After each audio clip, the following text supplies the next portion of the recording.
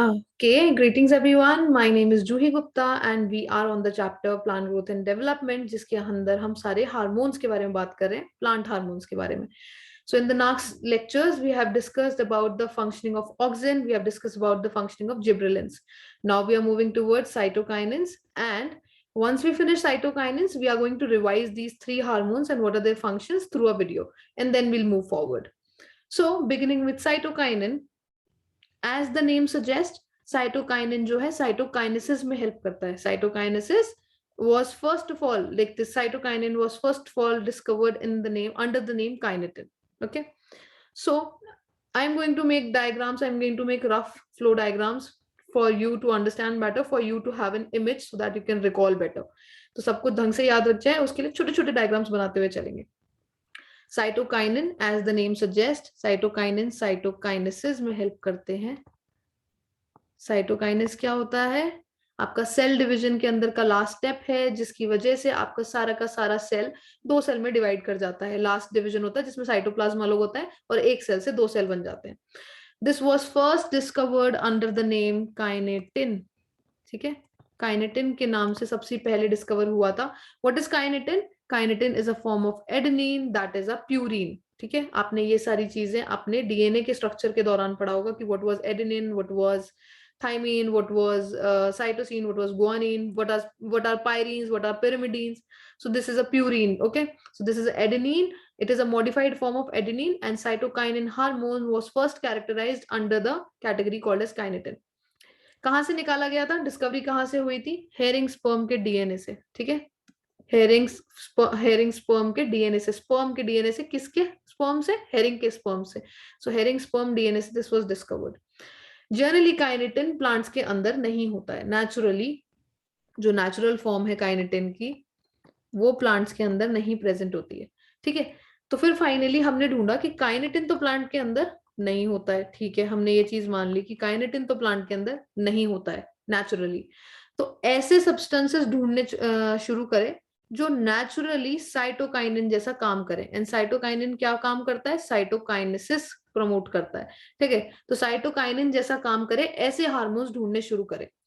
Finally हमें zeatin मिला. ठीक है, इस नए कंपाउंड का नाम मिला हमें जियाटिन. कहां से मिला ये? कॉर्न के कर्नल्स और कोकोनट मिल्क से. ठीक है, कॉर्न और कोकोनट के मिल्क से हमें फाइनली जियाटिन नाम का केमिकल मिला जो साइटोकाइनिन जैसी प्रॉपर्टी रखता था साइटोकाइनेसिस प्रमोट करने के बाद.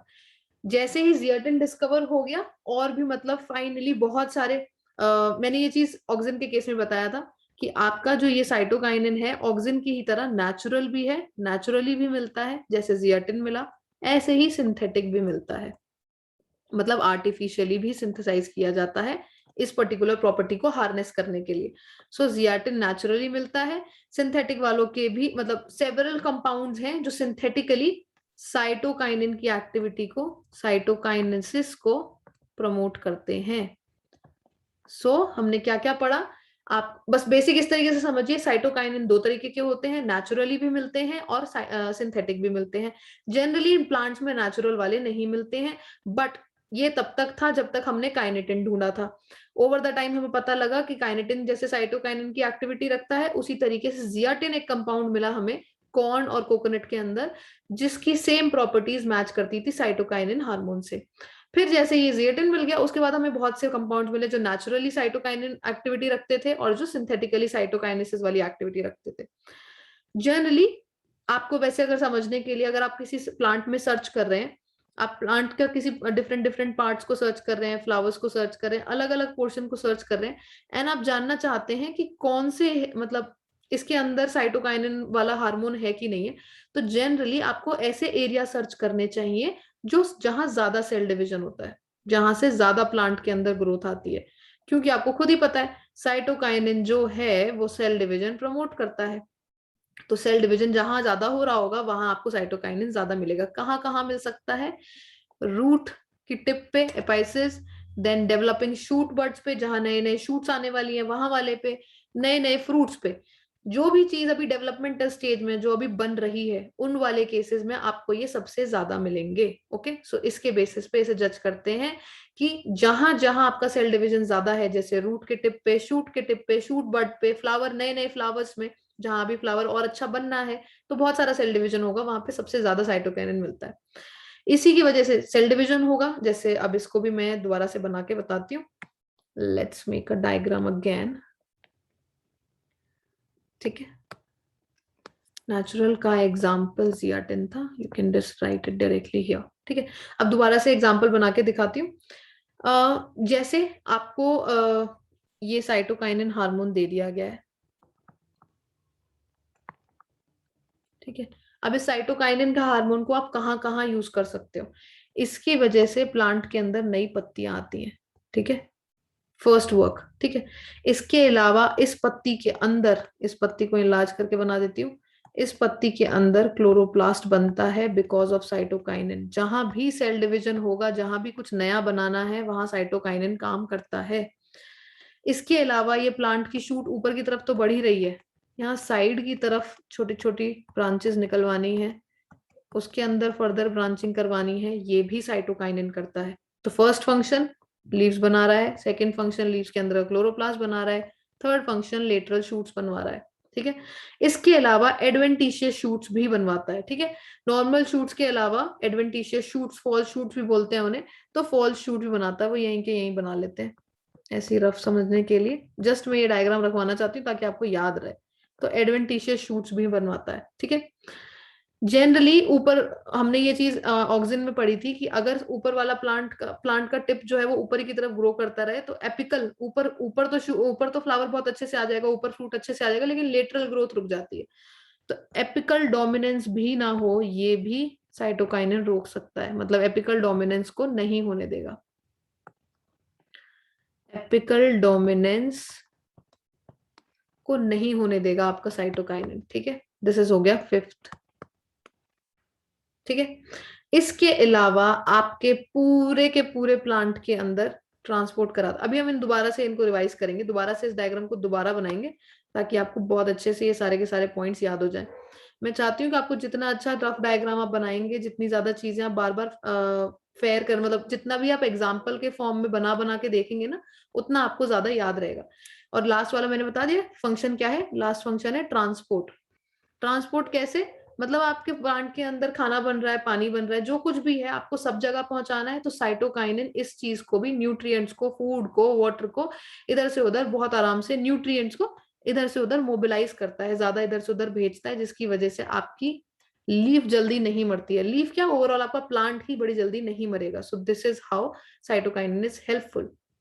Okay, so let's just revise this and then I'll ask you to see the video which is going to describe about these hormones. And normal सी बात है, हर किसी हार्मोन की एक स्पेशलिटी है। साइटोकाइनिन लगातार सेल डिवीजन अच्छे से अच्छा करवाता है, जिसकी वजह से आपको कभी भी सेल डेथ देखने, मतलब सेल डेथ जो प्लांट मरने वाला स्टेज आता है ना प्लांट का, वो थोड़ा सा डिले हो जाता है। So this is how, like this is very helpful for the plant. Cytokinin is helpful. Cytokinin सी से सेल डिवीजन प्रमोट करता है, ज्यादा सेल डिवीजन तो लेस डेथ। ठीक है, सो लेट्स रिवाइज इट। सबसे पहले, अगर मतलब I am telling it to you like a 2 marks question, जैसे अगर एक 2 मार्क्स का क्वेश्चन आएगा तो इसको ऐसे समझ सकते हैं। साइटोकाइनिन के बारे में पूछा है, सबसे पहले बताइए कि साइटोकाइनिन क्या कंपाउंड है। कंपाउंड बताने के बारे में बताइए, देन उसके बाद नेचुरल और सिंथेटिक दोनों तरीके के साइटोकाइनिन मिलते हैं। नेचुरल में आप स्टार्ट कर सकते हैं कि काइनेटिन तो आपको मिला नहीं, आप एज अ स्टोरी से फ्रेम कर सकते हैं कि काइनेटिन तो नेचुरली मिला नहीं, देन जियाटिन मिला कॉर्न और कोकोनट के अंदर। फिर उसके बाद बहुत से नेचुरल और बहुत से साइंटिफिक वाले ढूंढ लिए गए। Now let's just come towards the story of the functioning. Let's rub this out and अब की बार दोबारा से एक फेयर डायग्राम बनाते हैं, थोड़ा सा फेयर पहले वाले से, एंड देन उसके ऊपर फोकस करेंगे। If you want I can rub this one and दोबारा से बनाते हैं। ठीक है, टोटल 6 फंक्शंस हाईलाइट हुए थे एंड अब की बार कोशिश करेंगे। देखिए मैंने डायग्राम बनाया था, मैं उसी के बेसिस पे दोबारा से डायग्राम बना रही हूँ मिटा के, एंड मैं जानबूझ के इसीलिए आपके सामने बना रही हूँ ताकि आपको याद रहे कि मैंने भी आपके सामने पहली बार इस चीज को पढ़ा, आपको बताया, एंड देन फाइनली अब हम इसको सिर्फ डायग्राम के बेसिस पे दोबारा से कैसे याद करेंगे। So let's just make the diagram easy and interesting. So सबसे पहले आपने बनाया प्लांट। ठीक है, प्लांट की शूट बना ली है या आपने रूट बना ली है। ठीक है, मैंने बताया था, शुरुआत यहां से कर सकते हैं कि साइटोकाइनिन कहाँ कहाँ मिलता है, रूट की टिप पे। आप let's just make some colouring, ठीक है। सो रूट की टिप पे, देन शूट की टिप पे मिलता है, and at the same time अगर कोई इसमें भी, मैं पहले बना लेती हूँ, अगर इसमें भी कोई नया फ्लावर आ रहा है तो उस पे भी मिल सकता है। सो इन तीन जगहों पे स्पेसिफिकली साइटोकाइनिन ज्यादा मिलता है, नए फ्लावर पे। पुराने पे तो अब तो खत्म होने वाला होगा वो फ्लावर, तो उन पे नहीं। So function number 1, it helps to make leaves, आपकी लीव्स बनवाने में हेल्प करता है साइटोकाइनिन, नंबर 1 फंक्शन, ठीक है। नेक्स्ट, अब आप इसी लीव को एक बड़ा करके, दिस इज फॉर यू, आप ऐसे ये डायग्राम आप लैब उसमें एग्जाम में नहीं बना सकते, दिस इज वेरी रफ। मैं चाहती हूँ आप इसको अपने लिए बना के साइटोकाइनिन के फंक्शन याद करिए। हर हर पर्टिकुलर हार्मोन के लिए एक अच्छा सा डायग्राम, रफ डायग्राम बना लीजिए, ताकि आपको हमेशा याद रहे कि किसके कौन से फंक्शन है। मैंने हर में डायग्राम्स बनाए हैं, उन्हीं डायग्राम्स को कंबाइन करके एक जगह पे बनाइए और सारे फंक्शंस याद करिए। सेकेंड फंक्शन, क्लोरोप्लास्ट बनाता है लीव्स के अंदर। थर्ड फंक्शन, ये आपकी लीव है, इस लीव के अंदर बहुत सारे शूट आती हैं, तो सेंट्रल शूट तो आ ही रही है, but at the same time आपको लेटरल शूट्स भी देता है कौन, साइटोकाइनिन। इसके अलावा आपके साइटोकाइनिन के अंदर एडवेंटिशियस रूट्स, एडवेंटिशियस शूट्स भी बनती है, ये भी सिर्फ आपके लिए मैंने बनाई है इस तरीके से, एग्जैक्टली ऐसी नहीं दिखती है, क्योंकि नॉर्मल शूट से मुझे थोड़ा सा डिस्टिंग्विश करना था, तो इस वजह से मैंने इसे ऐसे बनाया है कि these shoots are also a part of your system which is promoted by the cytokinin. मैंने आपको बताया था कि एपिकल डोमिनेंस का इशू आता है। एपिकल डोमिनेंस क्या होता है कि सिर्फ और सिर्फ सेंट्रल शूट जो है, सेंट्रल शूट, सेंट्रल फ्लावर्स अच्छे से ग्रो करते रहेंगे, वहीं पे ही फ्लावर्स आ पाएंगे, तो फ्लावर्स सिर्फ एक ही जगह पे रहेंगे तो हमारा ही फायदा नहीं है, प्लांट्स अच्छी ग्रोथ नहीं देंगे, कमर्शियली यूज नहीं हो सकते हैं। सो एपिकल डोमिनेंस को भी खत्म करता है। So that is the fifth function. Okay, so the fifth function is related to apical dominance. And there is the last function which talked about, just try to remember that one, एक बार दोबारा से सोच के, उसको भी हम diagram के अंदर ही बनाएंगे। Let's just make a proper circle and we are just showing by this circle. ये सारे के सारे आप एरोज बना के देख लीजिए यहाँ पे।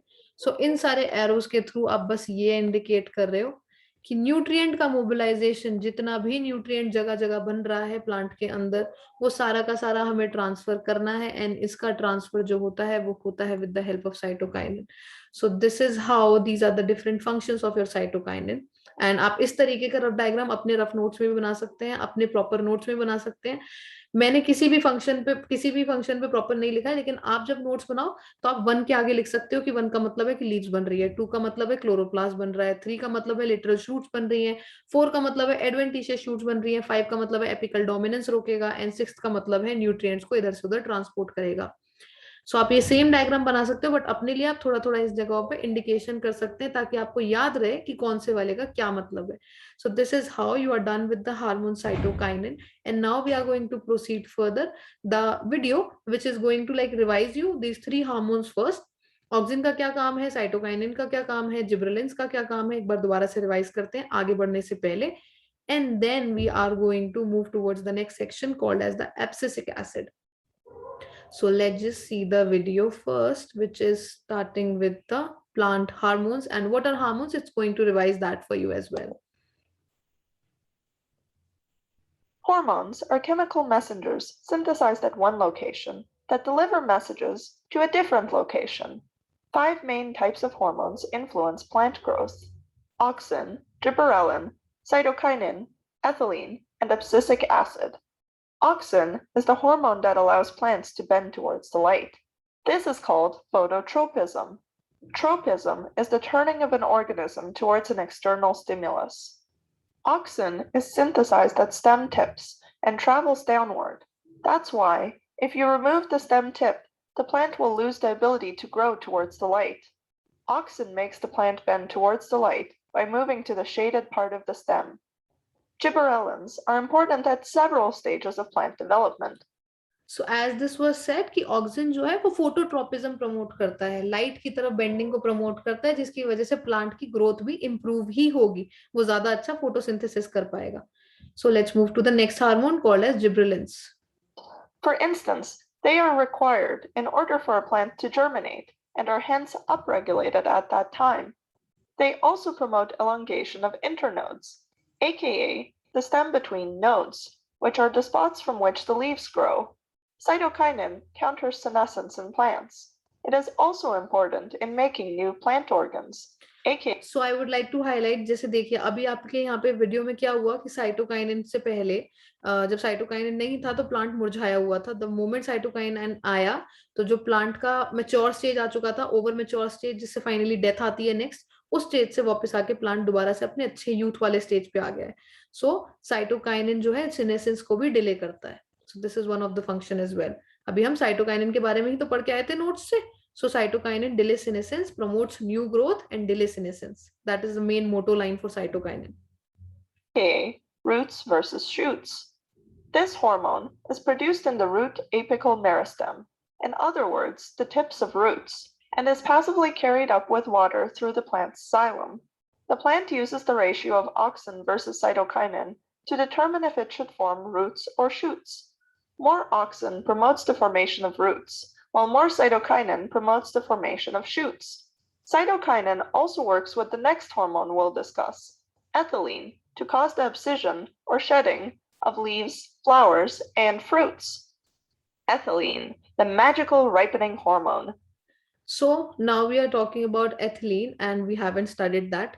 So अब हम बाकी का वीडियो तब देखेंगे जब हम ये वाला सेक्शन पढ़ चुके होंगे. ठीक है. So we are done with auxin, we are done with gibberellins, we are done with cytokinin, and then we are just left with two hormones, and let's get back to them.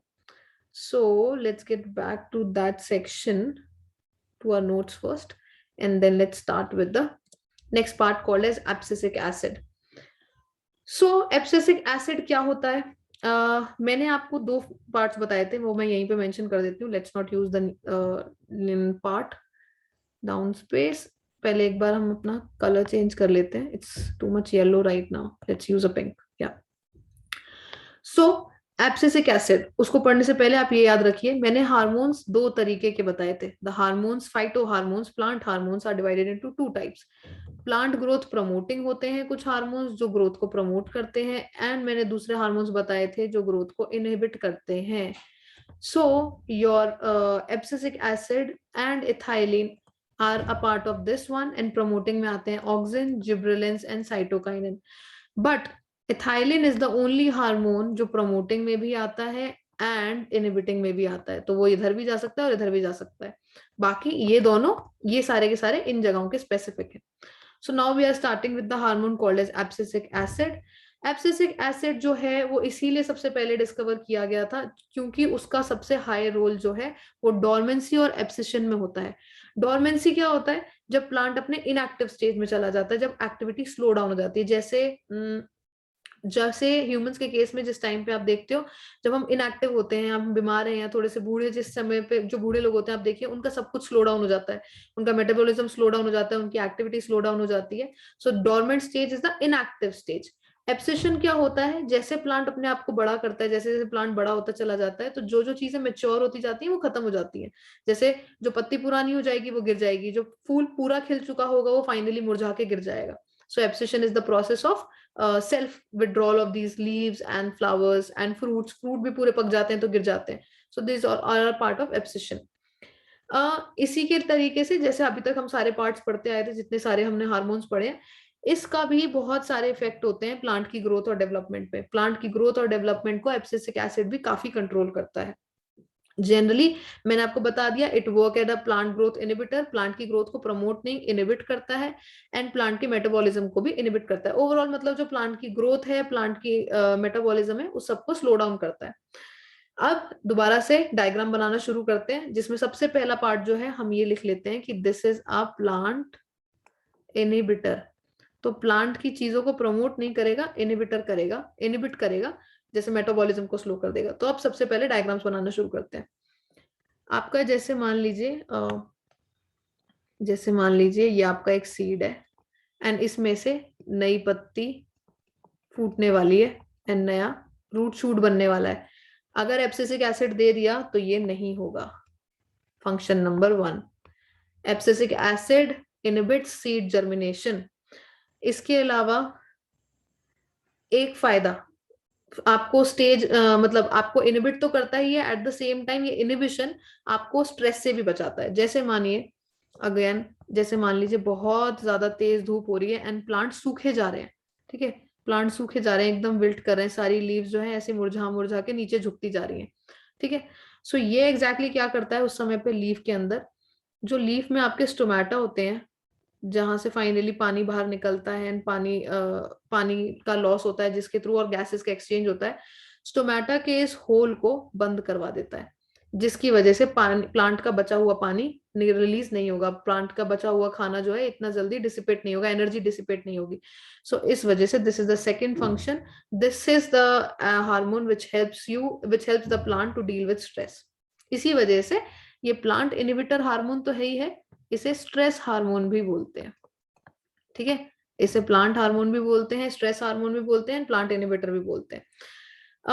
इसके अलावा seed की germination तो रोकता है, लेकिन eight the same time seed की development भी promote करता है, सीड को लेकर काफी काम करवाता है, सीड की डेवलपमेंट, मैच्यूरेशन, मतलब सीड जो है डेवलप होगा, मैच्यूरेशन वाले टाइम पे काम आएगा, और सीड को जब रोकना है, जैसे मैं आपको एक एग्जांपल देती हूँ, this is the third part. इस थर्ड पार्ट में आपने क्या सीखा, जैसे मान लीजिए आपने बीज बोया, बीज बो के आपने एक्सपेक्ट किया कि अब कुछ टाइम में प्लांट आएगा, लेकिन अगर फेवरेबल कंडीशंस नहीं है तो प्लांट अभी बीज जो है वो जर्मिनेट नहीं करेगा और रोक लेगा अपने आप को, सिर्फ तब जर्मिनेट करेगा जब आप बढ़िया कंडीशंस देंगे। So abscisic acid is responsible for making the seed dormant, inactive, उस टाइम तक सीड नहीं फूटेगा जिस समय तक आपको आपका आसपास का माहौल उस प्लांट को उगाने के लिए रेडी है कि नहीं। एब्सिसिक एसिड का रिलीज इसीलिए स्ट्रेस से बचा के भी रखता है, तो समहाउ वैसे तो प्लांट ग्रोथ इनिबिटिंग है, इनिबिशन तो कर रहा है, बट समहाउ वो इनिबिशन भी प्लांट के ही काम आता है, प्लांट को स्ट्रेस वाले इन्वायरमेंट से डील करने में हेल्प करता है। इसी की वजह से, क्योंकि जिस टाइम पे कंडीशंस फेवरेबल नहीं है वो सीड फूटेगा नहीं, तो उसकी वजह से जो सीड्स हैं वो डेसिकेशन से, पानी की कमी से, जैसे मान लीजिए आपने बीज डाल तो दिया, लेकिन वो बीज जो है आपने पानी नहीं डाला, आपने कायदे से पानी नहीं सप्लाई किया, तो इस वजह से फायदा क्या है, प्लांट ग्रो तो कर नहीं पाएगा, पानी तो आप कायदे से दे नहीं रहे, तो इस समय पे सीड मर ना जाए, तो इसीलिए सीड डोरमेंट स्टेज में चला जाता है एबीए की मदद से, और वो मरेगा तो है नहीं, जब भी आप पानी देंगे अगर वो सीड तब तक जिंदा बचा हुआ होगा अपने इन हार्मोन्स की वजह से, देन वो नेक्स्ट टाइम पानी लेने पे चुपचाप आ जाएगा एंड देन फाइनली बहुत आराम से ग्रो करेगा। सो डेसिकेशन क्या होता है, पानी की कमी। सो पानी की कमी को सरवाइव करने के लिए भी ABA hormone is very helpful. So desiccation भी एक तरीके का स्ट्रेस ही हो गया, तो स्ट्रेस से डील करने में हेल्प करता है। जब भी कोई अनफेवरेबल कंडीशंस होंगी तो एबीए उस दौरान प्लांट की एक्टिविटी को स्लो डाउन कर देता है ताकि प्लांट मर ना जाए, अपने आप को ज्यादा लंबे समय तक रोक पाए।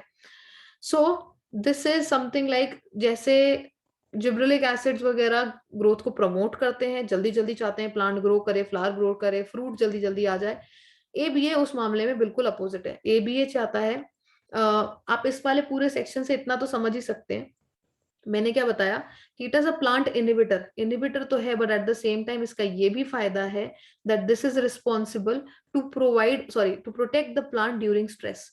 स्ट्रेस किसी भी तरीके का हो सकता है, पानी की कमी हो सकती है, डेसिकेशन के थ्रू पानी की कमी हो गई, या फिर हो सकता है आप न्यूट्रिएंट सप्लाई नहीं कर रहे, आप बढ़िया से बाकी चीजें नहीं दे रहे, ऐसी जगह उगा दिया है जहां पे फूट ही नहीं सकता बीज, तो वो डोरमेंट स्टेज में चला जाएगा, किसकी मदद से, एबीए की मदद से। उस टाइम पे आपने मतलब आपका सीड जो है जर्मिनेट नहीं होगा। उसके अलावा अगर कंडीशंस अनफेवरेबल हो गई, बहुत हाई टेम्परेचर में प्लांट ग्रो कर रहा है, अभी जरूरत ही नहीं है उसे इतने टेम्परेचर की, तो वो अपना स्टोमेटा क्लोज करवा देता है ताकि न्यूट्रिएंट, एनर्जी, पानी किसी का भी लॉस ना हो और प्लांट जिंदा रहे। तो इसी तरीके से डेवलपमेंट और मैच्योरेशन में भी इसका पार्ट है, but in a different manner, बाकी सबकी तरह काम नहीं करता है। जिब्रेलिक एसिड, ऑक्सीजेंस, ये सब अलग तरीके से काम करते हैं और ये थोड़ा अलग तरीके से काम करता है। ग्रोथ रोक रहा है लेकिन प्लांट के लिए ही रोक रहा है, प्लांट को बचाने के लिए ही रोक रहा है, प्लांट को नुकसान नहीं कर रहा है, फायदा ही दे रहा है, बट अलग तरीके से। ग्रोथ रोकेगा तभी प्लांट बच जाएगा अनफेवरेबल कंडीशन से। फेवरेबल में तो बाकी सारे हार्मोन्स हैं ही, वो सारे काम करवाएंगे, ये अनफेवरेबल कंडीशंस के लिए है majorly. So we are on the next hormone, so like the above hormone, उसको जिसको हमने बोला कि इट्स अ स्ट्रेस हार्मोन। सो इसके केस में ये चीज समझ में आ जाएगी कि stress hormone is favorable in a certain sense. We are on the last hormone. This is the only gaseous hormone called as ethylene. इकलौता हार्मोन है जो गैशियस इन नेचर होता है, बाकी सारे के सारे हार्मोन्स अलग कंपाउंड्स है, this is the only gaseous hormone.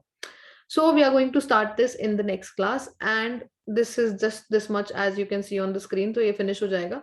Finish करने के बाद we are going to start the next chapter called as respiration in humans. Humans में respiration कैसे होता है? हमने plants का पढ़ लिया, अब हम humans का पढ़ेंगे. Shoot me any doubts if you have. I would be glad to answer, and we will see each other in the next class. Have a great day.